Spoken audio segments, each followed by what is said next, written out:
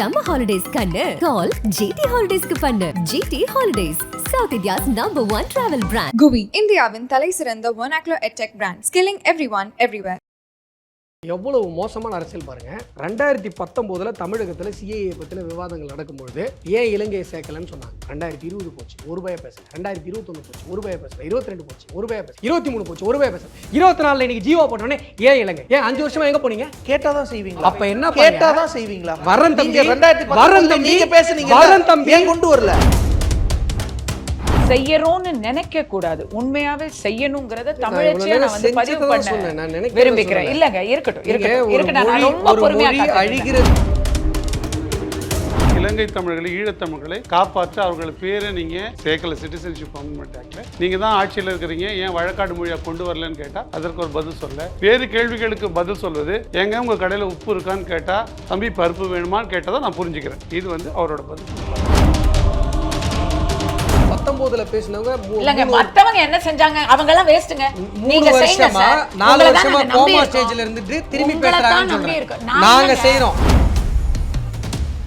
TVK தமிழக நான் பேர் என்ன? வெற்றி கழகம். சிட்டிசன்ஷிப் அமெண்ட்மெண்ட் ஆக்ட்னா என்னன்னா தெரியுமா? அந்த பேப்பரை பிரிண்ட் அவுட்டாவது எடுத்துருப்பீங்களா நீங்க? சரி, அது கூட தெரியாது. ஆனா வரும்போதே நேரா பாஜக கொண்டு வர ஒரு சட்டத்தை தான் எதிர்க்கிறாரு. நான் விஜயோட ரசிகை தான். அவருடைய சினிமா எல்லாத்துக்கும் ஃபர்ஸ்ட் டே ஃபர்ஸ்ட் ஷோ தான். இன்னைக்கு வந்து அவர் சிஏஏ பத்தி பேசியிருக்கிறது, அவருக்கு சிஏஏ வந்து குடியுரிமை நீக்கம் சட்டம்னு நினைக்கிறாரா என்னன்னு தெரியல. இது குடியுரிமை ஆக்க சட்டம். வெற்றி கழகத்துக்கு ஸ்பெல்லிங் மிஸ்டேக் பண்ணாரு, இமிடியேட்டா 4 பேர் சொன்னது திருத்திக்கிட்டாரு. இப்போ இது வந்து ஒரு தவறு. இது வெற்றி கழகத்தை பத்தி என்ன சொல்லணும்னு நினைக்கிறேன்னா, அது கோழி முட்டையா, வான் கோழி முட்டையா, இல்ல கூ முட்டையா, எல்லா முட்டையும் அது என்ன முட்டைன்றது அது முடியும் போது தான் தெரியும். அதனால இப்ப நம்ம அதை பத்தி பேசுறது. நம்ம பேசிக்கிட்டு இருக்கிறோம் தமிழ் தேசியம், திராவிட தேசியம், பாஜகவினுடைய அரசியல் எல்லாம் பேசிட்டு இருக்கோம். இன்னொரு பக்கம் புதிய ஒரு புயலும் வந்துகிட்டு இருக்கு. ஆப் எல்லாம் ரிலீஸ் பண்ணாங்க. டீசர் ட்ரெய்லர் ரிலீஸ் பண்ணி படங்களுக்கு வந்து வியூஸ் இவ்வளோ 1 மில்லியன் 2 மில்லியன் போன மாதிரி இப்போ 50 லட்சம் உறுப்பினர்கள் எங்கள் கட்சியில் சேர்ந்துட்டாங்கன்னு தமிழக வெற்றி கழகம் அறிவிக்குது. விஜய் வராரு அடுத்த தேர்தல்களில். இப்போ நம்ம பேசுகிற அரசியலெல்லாம் அவங்க வந்து அந்த புதிய புயல் வந்து அடித்து துவம்சமாக்கிடுமோ அப்படின்ற கேள்வியெல்லாம் வருது. அதற்கும் சேர்த்து உங்களுடைய நிறைவு கருத்துக்களை. அதுக்கு முன்னாடி ஒரு நண்பர் பேசுனேன். நான் ரொம்ப சீரியஸான ஒரு கருத்தை முன் வச்சேன். அது ஒவ்வொரு தமிழனாக பிறந்த ஒவ்வொருவரும் கவலைப்பட வேண்டிய ஒரு கருத்து. அதில் அரசியல் செய்யக்கூடாது. நியாயமாக பார்த்தா இங்கே இருக்கிற தமிழ் குழந்தைகளுக்கு தமிழில் அடுத்த தலைமுறைக்கு எழுத்து வடிவம் இல்லை, பேச்சு வடிவம் தான் இருக்குது அப்படிங்கிறது ரொம்ப சீரியஸான ஒரு விஷயம். அந்த விஷயத்திற்கான தீர்வை நாங்கள் கொடுத்துருக்குறோம் புதிய கல்விக் கொள்கை வாயிலாக. அப்படின்னும்போது நாம் தமிழர் உண்மையிலேயே தமிழ் மீது அக்கறை உள்ள கட்சியாக இருந்தால் அதை வரவேற்றிருக்கணும். நீங்கள் ரெப்ரசன்டேஷன் எழுதுங்கன்னா நாங்கள் தான் பண்ணியிருக்கோமே, சாதிச்சிருக்கோமே. தமிழை வழக்கு மொழியாக, வழக்காடு மொழியாக உயர்நீதிமன்றத்தில் ஆக்குவதை விட இது அதிமுக்கியமான தேவை என்பதை சாதாரணமாக தமிழராக பிறந்த ஒவ்வொருவரும் புரிந்து கொள்ள முடியும். ஏன்னா அடுத்த தலைமுறை தமிழ் பேசணும். 2வது விஷயம், இந்த ஈழத்தமிழர் விஷயத்தில் நான் ரெப்ரசன்டேஷன் கொடுங்க பண்ணுறேன் அப்படி சொல்ல. நான் சொன்னது ரொம்ப சீரியஸான ஒரு கருத்து. இங்கே தமிழ் மீனவர்கள் சிட்டுக்குருவிகளை போட சுட்டுக் கொல்லப்பட்டாங்க. அந்த சுட்டுக் கொல்லப்பட்டது தடுக்கப்பட்டது இந்த 10 ஆண்டுகள். அங்கே 5 தமிழ் மீனவர்கள் தூக்குதலிலிருந்து மீட்டு கொண்டு வந்தது நரேந்திர மோடி அவர்கள். கச்சத்தீவு தாரை வார்க்கப்பட்ட கச்சத்தீவை மீட்பதற்கான நடவடிக்கைகளை நாங்கள் எடுத்துக்கொண்டிருக்கிறோம். இலங்கை விஷயத்தில் மிக கவனமாக அங்கே இருக்கிற ஈழத்தமிழர்களுக்கு வீடு கட்டி கொடுக்கறது வந்து பல விஷயங்களை பண்ணிட்டு இருக்கோம்.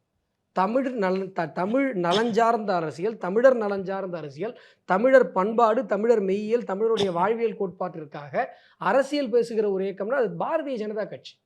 நீங்கள் பேசுகிறீங்கல்ல இந்திய தேசியம்னு ஒன்று கிடையாதுன்னு, அப்போ நீங்கள் சங்க இலக்கியங்களை படிக்கலை.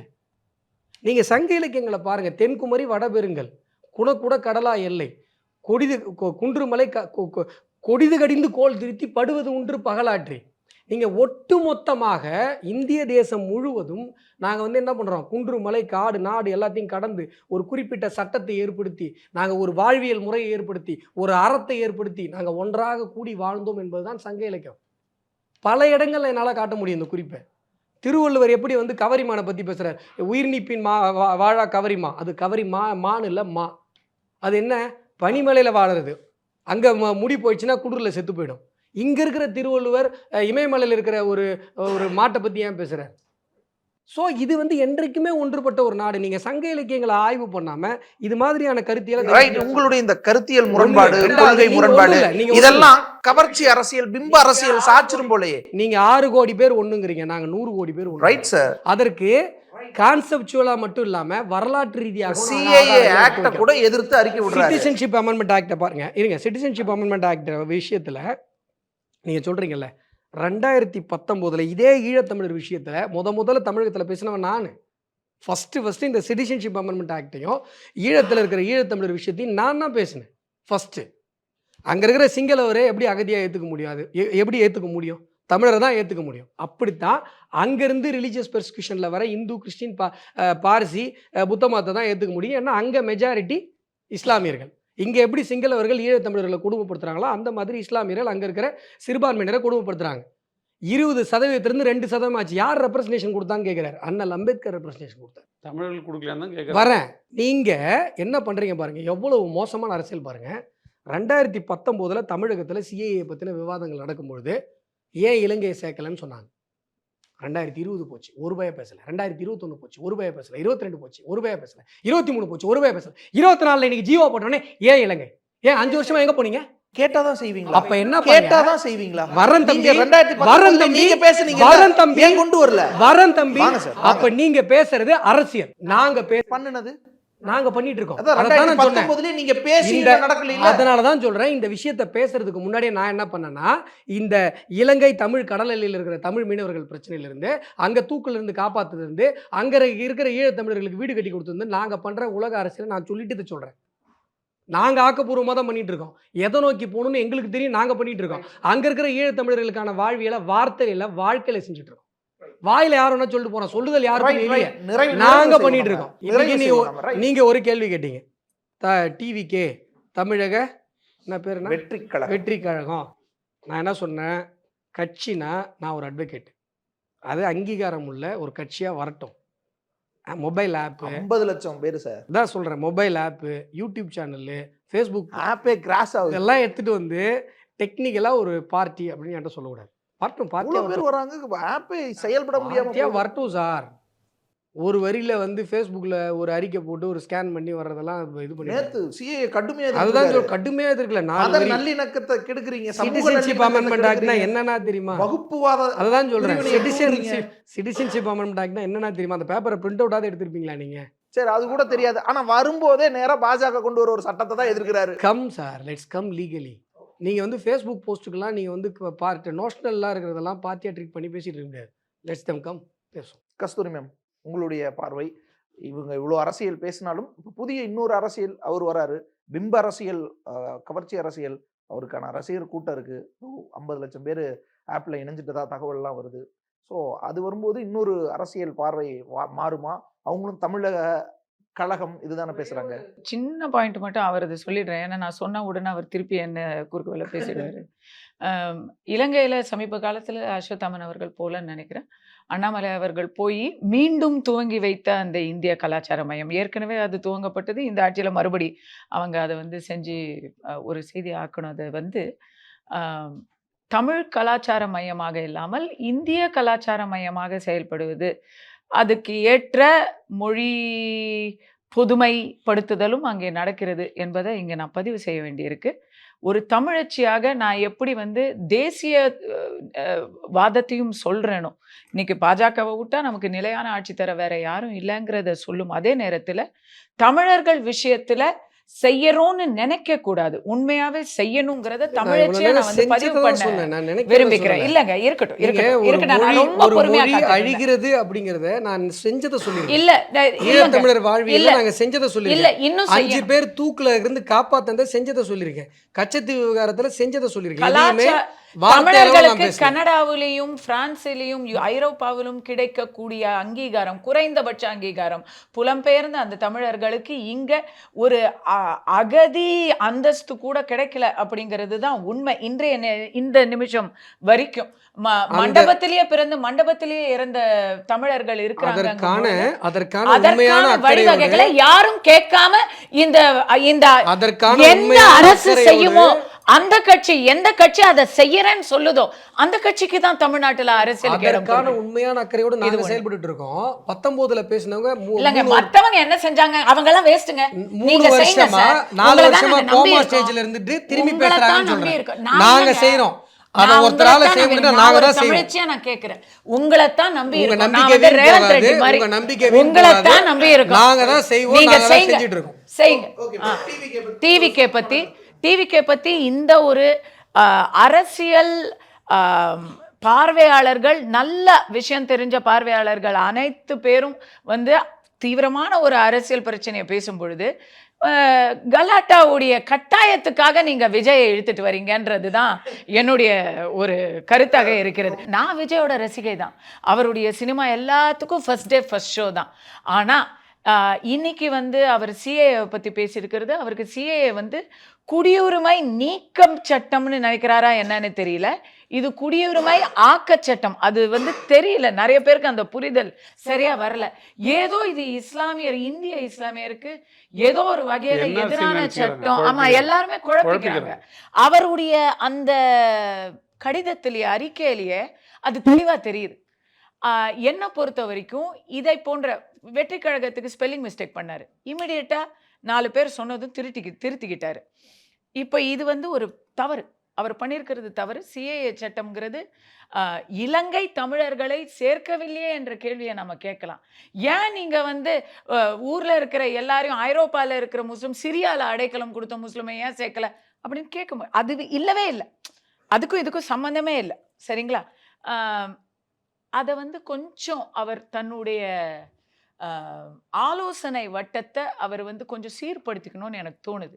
இதை நான் விஜய் ரசிகையாக, விஜயுடைய கட்சியை வரவேற்கக்கூடிய ஒரு ஆளாக நான் இங்கே சொல்லிக்கிறேன். நான் கேட்ட கேள்விகளுக்கு ஐயா பதில் சொல்லலை. எனக்கு வந்து சின்ன பிள்ளைங்கள்லாம் தமிழ் படிக்கலேன்னு கவலை இருக்கேன்றாரு. எனக்கும் இருக்கும் அந்த கவலை. அந்த கவலையை பற்றி இப்போ கேள்வி இல்லை. இந்த இலங்கை தமிழர்களை, ஈழத்தமிழர்களை காப்பாற்ற அவர்கள் பேரை நீங்கள் சேர்க்கலை, சிட்டிசன்ஷிப் அமெண்ட்மெண்ட் ஆக்டில் ஏன் கேட்கலன்னு என் கேள்வி கேட்டேன். அது பதில் சொல்லலை. எனக்கு தமிழர்கள் வந்து பிள்ளைங்க படிக்கலேன்னு கவலையாக இருக்குன்னாரு. நீங்கள் தான் ஆட்சியில் இருக்கிறீங்க, ஏன் வழக்காடு மொழியாக கொண்டு வரலன்னு கேட்டால் அதற்கு ஒரு பதில் சொல்ல. இஸ்லாமியர் மேலே ரொம்ப அன்பு பாராட்டுறீங்களே, ஆனால் ஒரு இஸ்லாமியர் கூட ஏன் ஒரு எம்பியா இல்லைன்னு கேட்டால் அதுக்கு ஒரு பதில் சொல்லலை. நாங்கள் என்னென்னலாம் செஞ்சோன்னு அவர் சொல்லிட்டாரு. அதை நான் வந்து அப்படியே புரிந்து கொள்கிறேன். மும்மொழி கொள்கையோட சிக்கல் அதெல்லாம் அது இன்னொரு விவாதமாக போகும், நான் சொல்லலை. ஆனால் இதை நான் கேட்ட கேள்விகளுக்கு பார்வையாளருக்கு புரித்து தான் சொல்கிறேன். கேட்ட கேள்விகளுக்கு பதில் சொல்லாமல் வேறு கேள்விகளுக்கு பதில் சொல்வது, எங்க உங்கள் கடையில் உப்பு இருக்கான்னு கேட்டால், தம்பி பருப்பு வேணுமான்னு கேட்டால் தான் நான் புரிஞ்சுக்கிறேன். இது வந்து அவரோட பதிலுக்கு அந்த பதில். நான் இது வெற்றி கழகத்தை பற்றி என்ன சொல்லணும்னு நினைக்கிறேன்னா, இன்றைய தேதிக்கு அது ஒரு சினிமா பேசு பொருள், அது வந்து நிறைய வியூஸ் கொடுக்குற ஒரு விஷயம் அப்படின்னு பார்க்குறீங்கன்னு தான் நான் அதை பார்க்குறேன். இன்னொன்று, அது இப்போது ஒரு கோழி முட்டை, ஒரு முட்டையாக இருக்குது. முட்டை வந்து அடைக்காத்து வெளியே வந்தால் சில சமயம் கோழி முட்டையை வாத்து முட்டையை கோழி பொரிக்கும். அது வாத்தால் பொரிக்க முடியாது. அது கோழி முட்டையா, வான்கோழி முட்டையா, இல்லை கூ முட்டையா அப்படின்றது எல்லாமே, கூ முட்டைன்னா கெட்டு போன முட்டை. எல்லா முட்டையும் அது என்ன முட்டைன்றது அது முடியும் போது தான் தெரியும். அதனால் இப்போ நம்ம அதை பற்றி பேசுறது சும்மா வியூஸ்க்காக இல்லாமல் வேறொரு காரணத்துக்காக இருக்க முடியும்னு நான் நம்பலை. நாங்கள் வந்து விஜய் இன்றைய தேதி வரைக்கும் என் கோட்பாட்டு அளவில் அவர் எதிர்க்கலை. ஏன்னா அவருக்கு என்ன கோட்பாடுன்னு எங்களுக்கு புரியல. ஆனால் டெக்னிக்கலாக நான் என்ன விஷயம் பார்க்குறேன்னா, 50 லட்சம் சேர்ந்துச்சுன்னா நான் ஒரு கணக்கு போட்டு பார்த்தேன். ஒரு நாள் ஒன்றுக்கு 11,500 என்னமோ ஒரு கணக்கு. நாள் ஒன்றுக்கு 11,500 பேரை நீங்கள் 365 நாளும் சேர்த்திங்கன்னா 2 கோடி வரும். அது 10,500 என்னோட அந்த கணக்கு. நான் 10,500 இல்லை 11,500 பேரை 12 மணி நேரம் காலையில் 6 தொடங்கி மாலை 6 வரைக்கும் சேர்த்துக்கிட்டே இருந்தீங்கன்னா, எங்கள் ஆப்புக்குள்ளே சேர்த்துக்கிட்டே இருந்தீங்கன்னா 365 நாள் கழித்து 2 கோடியை தொடும். அப்போ இது எவ்வளோ லெபோரியஸ் ப்ராசஸ்ன்னு உங்களுக்கு புரியும் நான் சொல்கிறது. அவ்வளோ மேன் பவர் தேவையான ப்ராசஸ். அப்போ ஒரே நாளில் 20 லட்சம் பேர் இல்லை 30 லட்சம் பேர் சொல்கிறாங்கன்னா எத்தனை பாயிண்ட்லேருந்து அதை போடணும். நம்ம எல்லாருமே ஆப் யூஸ் பண்ணுறோம். ஸ்விக்கிலாம் எல்லோரும் யூஸ் பண்ணுறாங்க. இந்த விஜய் கட்சிக்கான இந்த ஆப்பை யூஸ் பண்ணாதவங்க எல்லாம் யூஸ் பண்ணுறாங்க. மேப்பை யூஸ் பண்ணுறாங்க. எத்தனை லட்சம் பேர், உலகம் பூரா எத்தனை கோடி பேர் யூஸ் பண்ணுறாங்கல்ல, அதெல்லாம் நம்ம பார்க்குறோம். அப்போ இப்படி ரஷ் பண்ணும்போது அதோட எஃபெக்ட் என்னவாக இருக்கும் நமக்கு புரியும். அதனால் சர்வர் ரூம் இருக்கணும். டெக்னிக்கலாக அது எனக்கு சாத்தியம் இல்லை, எனக்கு தோணுது. ஐ மே பி ராங்.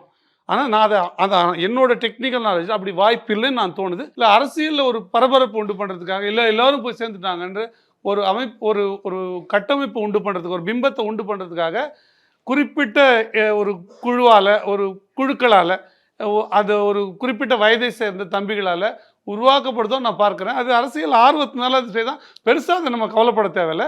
வரட்டும், முட்டை பொரிஞ்சு வரட்டும், என்னன்னு பார்ப்போம்.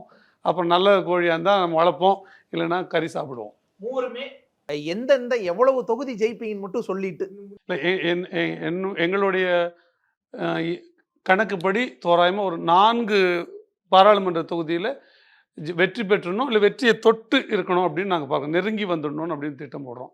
விழுக்காட்டு அளவில் பார்க்கும்போது ஒரு 16லேருந்து 18 விழுக்காடு வரை தொட்டு விடுவோன்ற நம்பிக்கையில் இருக்கும். நாங்கள் வெளியில் எங்களோட புரிதல் அது தேர்தல் வந்தால் சரி, நீங்கள்லாம் இப்படி வெளியில் மக்களை பார்த்து புரிந்து கொள்கிறீர்களோ, நாங்கள் அதை விட எங்கள் சார்பாக இருக்கிற மக்கள் வர பகுதியில் போய் களமாடுறதுனால நான் பார்த்து சொல்கிறேன். அந்த அனுபவத்தின் படி பார்க்கும்பொழுது 2021 எவ்வளோ பேர் வந்து பார்த்தாங்க, என்ன மாதிரி வரவேற்ப மக்கள், நாங்கள் தேர்தலுக்கு போகும்போது எத்தனை பேர் எங்களை எதிர்கேள்வி கேட்டாங்க, எத்தனை பேர் எங்களை ஆதரிச்சாங்க. இப்போ நாங்கள் போகிறோம்ல, அதை போகும்போது எத்தனை மடங்கு கூடி இருக்குன்ற அடிப்படையில் நான் சொல்கிறேன்.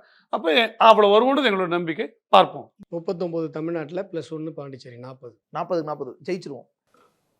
பர்சன்டேஜா ஒரு பாப்பாட்ட போய் நீ என்னம்மா ரேங்க் எடுக்க போறேன்னு கேட்டா ஃபர்ஸ்ட் ரேங்க் எடுக்கிறேன்னு ஒருவேளை செகண்ட் ரேங்க் தேர்ட் ரேங்க் எடுத்தா செகண்ட் ரேங்க் எடுத்தா இது பண்ண மாதிரி தான். பர்சன்டேஜ் எவ்வளோ வாங்குவோம்? பர்சன்டேஜ் ஆப்வியஸா 25க்கு மேலே வரும். மேம் நீங்கள் ஏற்கனவே ஒரு தடவை சர்ச்சை ஆயிடுச்சு, ஸோ இருந்தாலும் பரவாயில்ல. இப்போவும் நான் அதே கருத்தை தான் சொல்கிறேன். தமிழ்நாட்டில் ஆளும் கட்சிக்கு எதிரான அதிருப்திங்கிறது மிகப்பெரிய அளவில் இருக்குது, எல்லா தரப்பினர்கிட்டையும் இருக்குது. அதனால் ஆளும் கட்சி லோக்சபாவிலும் வெற்றி பெறணும் அப்படின்னு யாருமே நினைக்கல. இந்த ஒரு பாயிண்ட்டில் நீங்கள் 2 பேரும் ஒன்றுபடுவீங்கன்னு நினைக்கிறேன். நீங்கள் 2 பேருக்குமே மாற்று கருத்து இருக்க வாய்ப்பு இல்லை. கண்டிப்பாக ஆளும் கட்சிக்கான அதிருப்தி இருக்குது. ஆனால் ஆளும் கட்சி திமுக கூட்டணி வலுவான ஒரு கூட்டணி, அதற்கான ஃபார்முலாவை அவங்க மாற்றவே இல்லை. அதற்கான விசுவாசமான ஒரு ஓட் பேங்க் இருக்குது பாருங்க. அதை எதிர்கொள்ள வேண்டும் என்றால் திமுகவுக்கு எதிரான சக்திகள் ஒன்றுபட்டால் மட்டும்தான் அது முடியும். இல்லைன்னா இவர்களுக்கான வாய்ப்பு அதிகம். அதை மனதில் வைத்துக்கொண்டு மக்கள் அனைவரும் ஓட்டை சிந்தாமல் சிதறாமல் சரியான இடத்தில் போடுங்க. அப்பத்தான் தமிழ்நாட்டுக்கு விடிவு. திமுக இல்லைன்னா ஜெயிச்சிரும், ஆமா உள்ள வந்துரும் அப்படின்னு சொல்லுவாங்க.